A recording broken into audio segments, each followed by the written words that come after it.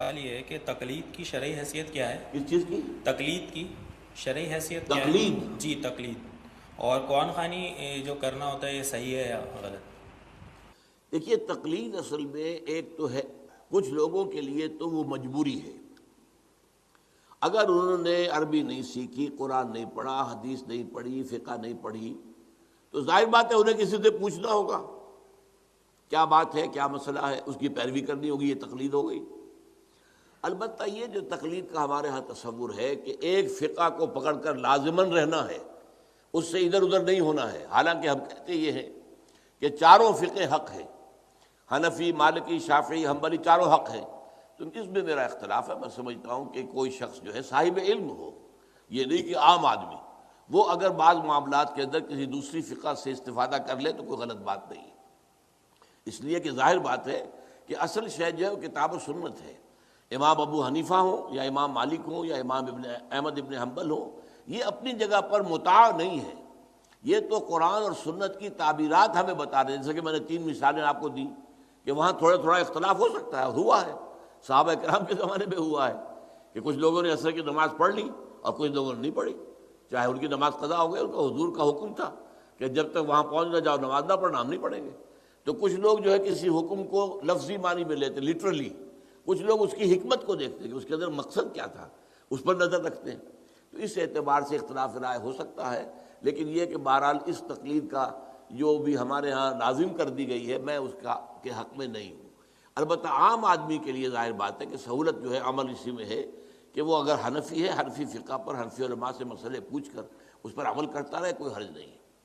قرآن خوانی جو ہمارے ہاں بطور ایک رسم کے رائج ہو گئی ہے، وہ صرف قرآن پڑھنا ہے اور بیٹھ کر، اصل میں وہ تو ایک سوشل فنکشن بنا لیا ہے ہمارے ہاں کی خواتین نے، وہ اس کا کوئی سند قرآن میں نہیں ہے، حدیث میں نہیں ہے۔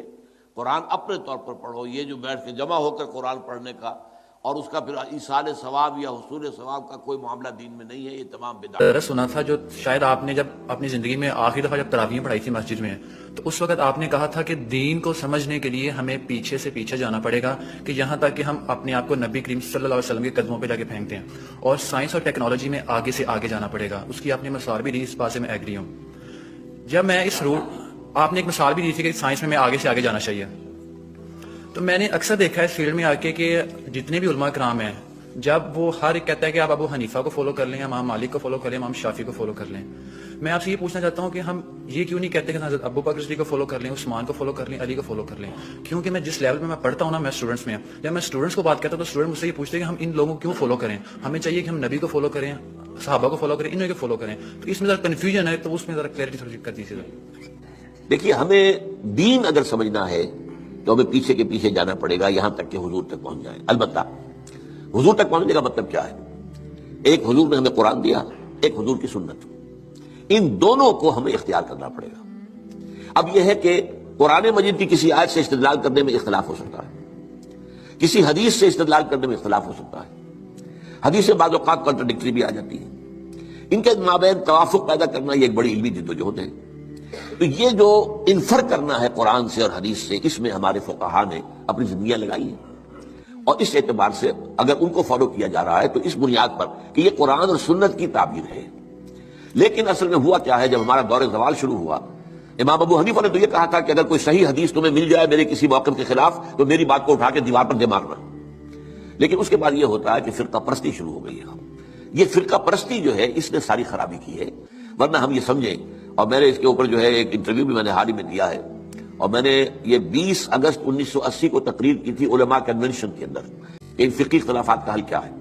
تو میں نے کہا تھا کہ جہاں تک تو فیملی لاز ہیں اور پرسنل لا، اس میں ہر فقہ کو کھلی آزادی ہونی چاہیے، کیونکہ بڑے سینسیٹیو ایشوز ہیں، عقائد کا معاملہ ہے تو سینسیٹیو ہے۔ اب نماز میں فرض کیجئے یا روزے کے اندر اگر آپ طے کر دیں فلاں وقت پر روزہ کھولنا ضروری ہے، تو ہو سکتا ہے کسی فقہ کے نزدیک اس وقت روزہ کھولنا درست نہ ہو۔ تو ان چیزوں کو تو چھوڑ دیا جائے لوگوں کے فقوں پر، let them do what they want to do۔ لیکن لا آف دی لینڈ میں کسی فقہ کو تسلیم نہ کیا جائے، بلکہ سب کو تسلیم کیا جائے۔ اب اس میرے فرق کو سمجھ لیجئے، کوئی فقہ بائنڈنگ نہیں، لیکن تمام فقہوں کو ہم اپنا سمجھیں کہ یہ ہمارا ایک اثاثہ علمی ہے، ایک کامن ہیریٹاج ہے، ہمارا تراث علمی ہے۔ امام ابو حنیفہ نے یہ کہا، مالک نے یہ کہا، شافعی نے یہ کہا، حنبلی نے یہ کہا، امام جعفر صادق نے یہ کہا، امام زید نے یہ کہا، اور حزم نے یہ کہا، اور فلاں نے یہ کہا، بازیوں نے یہ کہا. یہ گویا کہ ہمارا ایک کامن جو ہے، یہ ہمارا اثاثہ ہے. اس سب کو سامنے رکھ کر آپ ایک نئی قانون سازی کر سکتے ہیں. تو اس حوالے سے یہ، لیکن یہ ہوگا کیسے؟ جیسا کہ آپ نے علماء کی بات کی ہے، علماء تو اس کے اندر اتنے سخت ہیں کہ ایک فقہ سے باہر قدم نکالنا گویا کہ آپ ان کے نزدیک کفر ہے. حالانکہ کہتے یہ ہیں کہ کم سے کم 4 فقہوں کو، تو میں نے تو 8 گنوائی ہے نا، حنفی، مالکی، شافعی، حنبلی، جعفری، زیدی، عباضی اور ظاہری، یہ 8 فقہ ہیں. یہ 8 میں یہ سب کے سب جو ہے انہوں نے قرآن اور سنت سے استفادہ کیا ہے. ان سب کو رکھے بیک گراؤنڈ میں. جیسے کہ آپ کو معلوم ہے کہ ہائی کورٹ، سپریم کورٹ کے فیصلوں میں یہ حوالے آیا کرتے ہیں کہ بامبے ہائی کورٹ نے فلاں ایسا ہی مقدمہ تھا، اس میں یہ فیصلہ دیا تھا. یہ پریسیڈنٹس نے. کلکتہ ہائی کورٹ نے یہ کیا تھا، یا جو انگلستان کی سب سے اونچی جو ہائی کورٹ ہے اس نے یہ فیصلہ دیا. یہ پریسیڈنٹس کے طور پر بطور دلیل اپنے جو وہ ہوتے ہیں فیصلے ان کو کوٹ کیے جاتے ہیں. تو ہم جو ہے فیصلہ اس کے مطابق کر سکتے ہیں. میں کہہ رہا تھا کہ ہمارے جو سنی فقہاء ہیں، وہ جو علماء ہیں، چاروں کو کہتے ہیں حق ہے. حنفی بھی حق ہے، شافعی بھی حق ہے، مالکی بھی حق ہے اور حنبلی بھی. لیکن تمہیں ایک کی پیروی کرنی ہوگی لازم. یہ میرے خیال میں ان کی زیادتی ہے، ان کی فرقہ پرستی ہے. اور اس کی وجہ اصل میں کیا ہے؟ اس میں غلطی ہماری ہے اصل میں، جس کے نتیجہ وہ نکلا ہے. ہم نے نہ دین پڑھنا ہے نہ سیکھنا ہے. ہم نے ایک مولوی کلاس پیدا کر دیا، ایک پروفیشن پیدا کر دیا ہے. حالانکہ اسلام میں کوئی مولوی پروفیشن نہیں ہے. اسلام میں کوئی پاپائیت نہیں ہے. اسلام میں کوئی برہمنزم نہیں ہے. یہ نہیں کہ جب تک برہمن نہیں آئے گا شادی نہیں ہو سکتی، جب تک برہمن نہیں آئے گا ارتھی جو ہوتی ہے اس کو آگ نہیں لگائی جاتی ہے، نہیں ہو سکتا. ہمارے یہاں کوئی برہمنزم نہیں ہے. لیکن چونکہ ہم تو پڑھتے نہیں، ہم نے تو اپنے آپ کو اور طرف لگایا ہوا ہے. تھوڑی سی دینی بنیادی معلومات حاصل ہوں، قرآن اور حدیث کا علم کچھ ہو، تو ہر شخص نماز پڑھا سکتا ہے. ہر شخص جو ہے اپنی بیٹی کا نکاح خود پڑھائے. ہر شخص جو ہے وہ اپنے والد کا جنازہ خود پڑھے. تو وہی گویا کہ پروفیشنل ختم ہو جائے گا. تو چونکہ یہاں فرقہ پرستی ہوئی، پروفیشنلزم آیا. پروفیشن میں آپ کو معلوم ہے کہ پروفیشنل جیلسی از دی رول. اس میں تو جو ہے ایک دوسرے سے حسد اور بغض اور ایک دوسرے کے خلاف، یہ تو لازم ہے. تو یہ اصل صورتحال بگڑی ہوئی ہے. اس کا علاج یہی ہے کہ آپ کمر ہمت کسے، خود قرآن اور حدیث کو پڑھے، اللہ کا نام دے اور کمر کسے. یہی کام ہم نے کیا. میں نے یہی کیا. میرا پیشہ تو نہیں تھا، میں مولوی تو نہیں تھا، میرے پاس کسی مدرسے کی سند تو نہیں ہے. 40 سال میں نے جمعہ پڑھایا ہے الحمدللہ. درس قرآن میں 50 سال سے دے رہا ہوں الحمدللہ. میرے بیٹے اب جمعہ پڑھا رہے ہیں. وہ ایک MBBS ہے ان میں سے، ایک جو ہے MA فلسفی ہے، ایک جو ہے ڈاکٹریٹ کے کورسز مکمل کر رکھے ہیں اکنامکس کے اندر. پڑھا رہے ہیں جمعہ. وہ لوگ کہاں پڑھا رہے ہیں. یہ کام کرنا جو ہے اس کی طرف زیادہ توجہ ہونی چاہیے پازیٹیولی. باقی جو کچھ ہے اس کا آپ کا مشاہدہ صحیح ہے، وہ غلط. ایک اور سوال تھوڑا سا جو آپ لوگوں پہ ذرا تنقید کی جاتی ہے، وہ میں نے کہا سوال پوچھ لو، پھر آگے پھر مسائل پہ آ جائیں گے. تقلید کے حوالے سے اہل حدیث جو حضرات ہیں وہ تقلید کے قائل کیوں نہیں ہیں؟ اور پھر وہ مسائل جو کہ حدیث میں موجود نہیں ہیں، یعنی آج کے دور کے مسائل ہیں، اس کو پھر آپ لوگ کہاں سے لیتے ہیں؟ حافظ صاحب، بنیادی طور پہ جو لوگ تقلید کرتے ہیں، مثال دے رہا ہوں، وہ آج کے مسائل کا حل کہاں سے لیتے ہیں؟ کیا امام ابو حنیفہ کے دور میں ٹیسٹ ٹیوب بیبی تھا؟ نہیں، وہ تو آپ اجتہاد سے یا ہاں، تو اجتہاد کے تو اہل حدیث قائل ہیں. جہاں تک اعتراض ہے تقلید کا، تو اس کے اندر ہمارا بنیادی نقطہ نظر یہ ہے کہ کائنات کے اندر رسول اللہ صلی اللہ علیہ وسلم کے علاوہ کوئی ہستی نہیں جن کے اوپر اللہ کا چیک اینڈ بیلنس ہمہ وقت ہو. رسول اللہ صلی اللہ علیہ وسلم بھی اجتہاد کیا کرتے تھے، یہ بھی بات ذہن میں رکھیں، یہ لوگوں کے لیے شاید نہیں ہو. اور اللہ تعالیٰ ان کے اجتہاد کو منظور کر لیتے تھے تو وہی بن گئی. اور اللہ تعالیٰ اگر منظور نہیں تھے کرتے، آسمان سے وہی نازل کر دیتے. آبا سا واتا واللہ، آپ نے تیوری کیوں چڑھائی؟ اللہ تعالیٰ تو رسول اللہ کی حرکات کے اوپر بھی چیک اینڈ بیلنس رکھ رہے ہیں. صحابی آ رہے ہیں، نبینا ہے عبداللہ ابن مکتوم، تو رسول اللہ صلی اللہ علیہ وسلم کے ماتھے پہ ہلکا سا بل پڑا کہ میں قریش مکہ کے سرداروں کے ساتھ گفتگو کر رہا ہوں، یہ میرے پاس آ گیا، میں پہلے ان کو ٹائم دوں. تو اللہ تعالیٰ نے آیت نازل کر دی، آبا صاحب اللہ ان جاءہ العامہ وما یدریک لعلہ یزکیٰ. آپ اندھے کے آنے پہ تیوری چڑھا رہے ہیں، کیا پتا کہ اس کی ہدایت اللہ کو زیادہ پسند ہے ان لوگوں کی نسبت. تو یہ چیک اینڈ بیلنس بتائیے اللہ کے رسول کے علاوہ کسی کے اوپر ہے؟ لیما تحرم ما احل اللہ لک، رسول اللہ کے ذاتی گھر کا مسئلہ ہے. رسول اللہ ایک بیوی سے اظہار ناراضگی کرتے ہوئے کہہ رہے ہیں کہ میں آج کے بعد شاید نہیں پیوں گا، تو اللہ تعالیٰ آسمان سے کہہ رہا ہے لیما تحرم ما احل اللہ لک. آپ اپنے اوپر شاید حرام کریں گے تو امت کے لیے حرام ہو جائے گا. آپ نہیں یہ کر سکتے. 21 مقامات ہیں قرآن پاک کے اندر جہاں پہ اللہ رب العزت نے یہ چیک اینڈ بیلنس رسول اللہ کے اوپر رکھا ہے. بتائیے رسول اللہ کے علاوہ دنیا میں کوئی شخصیت ایسی ہے کہ جو کوئی عمل کرے یا اجتہاد کرے اس کے اوپر چیک اینڈ بیلنس ہو؟ یہ بنیادی طور پہ ہم اس لیے صرف رسول اللہ کی تقلید کو قائل ہیں. ہم یہ کہتے ہیں کہ دنیا میں حضرت ابو بکر، ہمارا اہل سنت کا یہ عقیدہ ہے، اہل تشیع کا علی، اور ہمارا عقیدہ یہ ہے کہ مخلوقات میں سے نبیوں کے بعد سب سے افضل ابو بکر ہے.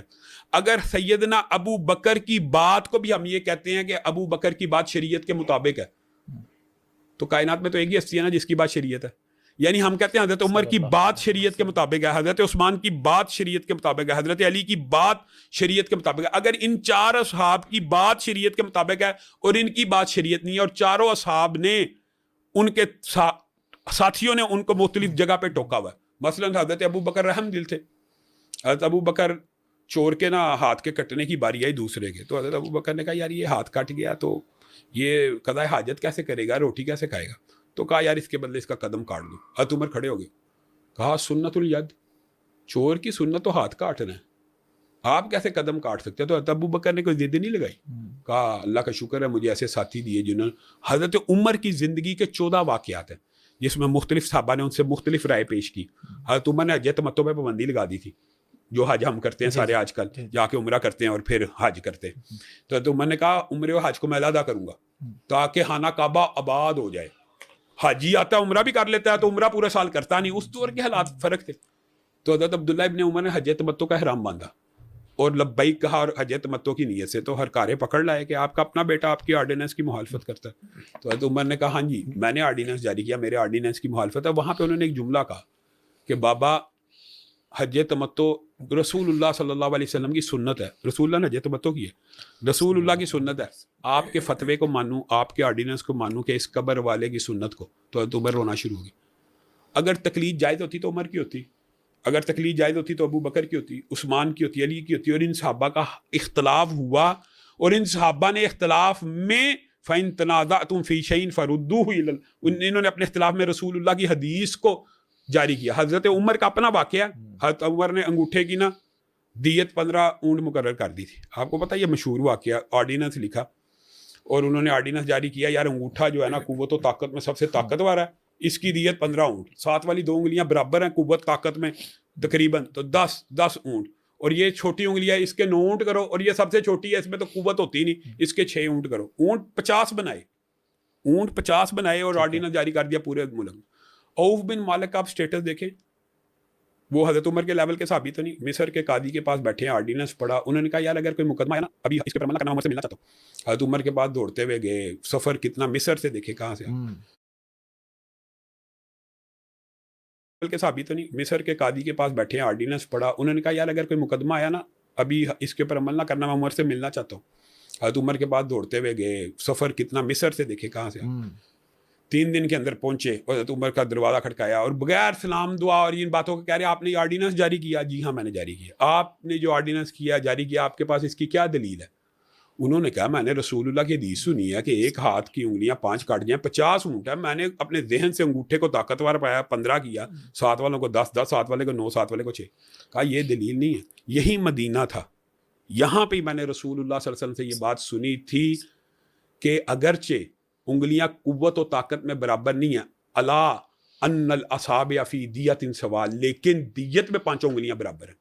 اب عوف بن مالک کا سٹیٹس دیکھ لیں, اور حضرت عمر نے اسی وقت کاتبوں کو بلایا, اسی وقت کہا لکھو عمر کا فتویٰ. کاتب نے بھی لکھ لیا اور سوچتا ہوگا حضرت عمر پھر اپنا فتویٰ لکھا رہے, کہا لکھو اب عوف بن مالک کی سند سے ہمیں حدیث ملی ہے, لکھ دیا. کہا اب نیچے ایک جملہ لکھو, اوپر عمر کا فتویٰ ہے, نیچے رسول اللہ کی حدیث ہے. اب عمر کا آرڈر یہ ہے رسول اللہ کی حدیث کو نافذ کر دیا جائے اور عمر کے فتوے کو مسترد کر دیا جائے. حضرت عمر کا سٹیٹس دیکھ لیں اور عوف کا سٹیٹس دیکھ لیں تو حضرت عمر نے رجوع کس کی طرف کیا؟ حدیث رسول کی طرف. یہی صحابہ کا منہج ہے.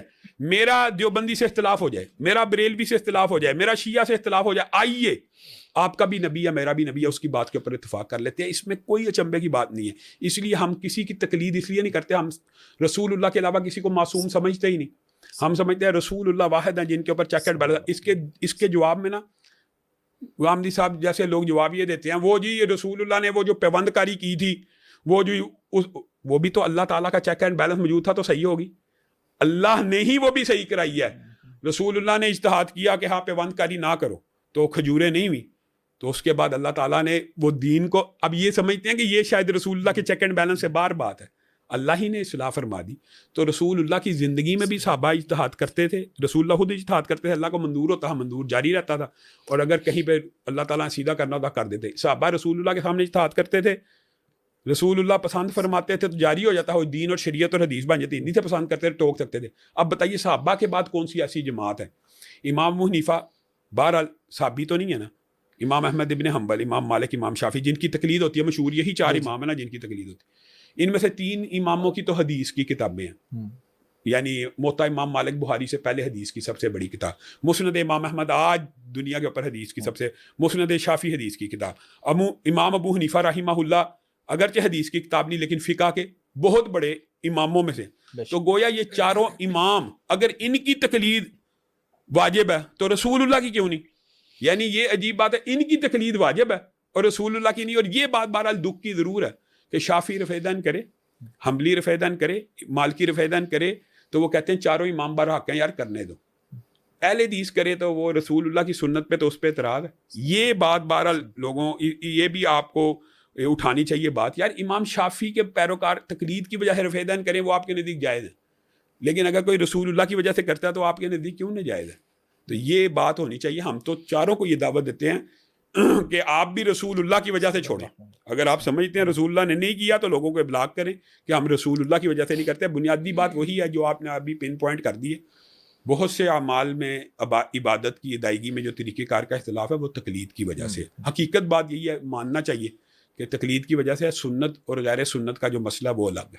لیکن اس میں مجھے ایک چیز آپ کی بڑی پازیٹیو اور بڑی خوبصورت لگی، اور میں چاہتا ہوں یہی محبتیں پھیلیں کہ ٹھیک ہے آپ اختلاف کریں لیکن احترام. یعنی آپ نے کہا امام ابو حنیفہ رحمہ اللہ، بہت سے ایسے لوگ ہیں جو مطلب اب یہ بھی زیادتی والی بات ہے کہ آپ اگر نہیں کر رہے تقلید تو آپ یار مجھے ایک بات ہے، امام ابو حنیفہ رحمہ اللہ کے گستاخ کو کے ایمان کے اوپر ہمیں خطرہ ہے یار.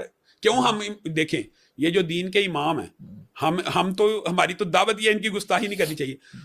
یہ تو ہمارے امام ہیں، امام ابو حنیفہ اہل سنت کے امام ہیں. ہم تو کہہ رہے ہیں کسی کے یار غیر کے مقدسات کو بھی نہ چھیڑو. اللہ کہہ رہا ہے قرآن میں غیر کے مقدسات کو بھی نہیں چھیڑنا چاہیے، وہ نہ جانے میں آپ کے مقدسات کی توہین کرتا ہے. اور یہ تو مسلمان ہے. اور اب مجھے ایک بات بتائیں، ہمارا مقدمہ یورپ کے سامنے کیا ہے کہ رسول اللہ صلی اللہ علیہ وسلم یار مقدسات مسلمان میں شامل ہیں. آپ ہیٹ سپیچ نہ کریں، ہم اس کو فریڈم آف سپیچ سمجھتے ہیں. بتائیں رسول اللہ کی توہین کو ہم فریڈم، ہاں بالکل ہمارے پاس کیا ایک ہی نعرہ نا یار، یہ ہیٹ سپیچ ہے، آپ سینٹیمنٹس کو مجروح کر رہے ہیں. تو کیا یہ ہمارے اماموں کی توہین ہونی چاہیے؟ نہیں ہونی چاہیے. یہی مقدمہ تو ہمارا یار اہل تشیع کے سامنے ہے کہ آپ اہل سنت کے جو مقدسات ہیں صحابہ ان کی توہین مت کریں.